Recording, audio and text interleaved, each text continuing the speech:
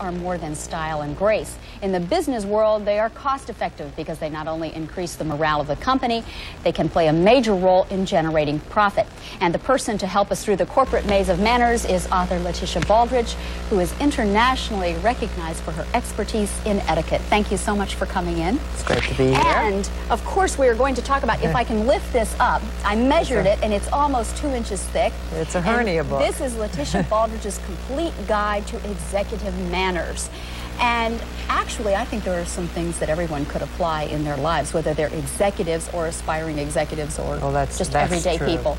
That's true. We all have the same problems to face. It's just that when you go to work, you have a few more problems to face than if you stayed at home all day.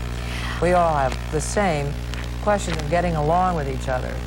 Walking into a strange place, it doesn't matter whether you're a housewife or you're the CEO of a company. When you walk into a party and you don't know anybody, you feel clutched. You have to know how to go up and introduce yourself. You have to know how to introduce other people to each other. We're famous for not doing that. You know, if we forget somebody's name, we just freeze and we just don't even bother to try to introduce somebody. Obviously, you are a person who has traveled greatly. You have moved in the highest circles that anyone could imagine. You must occasionally forget someone's name. What is your secret? What do you do? Well, I forget names all the time. What I do is I bluff. I talk so fast around the person that the two people who are being introduced don't realize that a name was never given at all.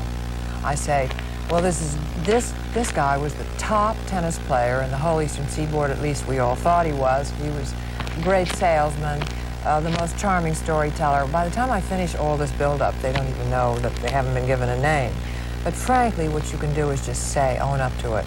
I can't remember your name. I can't even remember my own mother's name at times. That's usually just what I do. Own it. Yeah, well, you're right. That's the way to do it. And out it comes. Well, let's take a couple seconds and talk about this. You have written several books, 4 or 5 books. Nine etiquette books. Why did you do this, though? What kind of state of shambles did you find executives' manners in?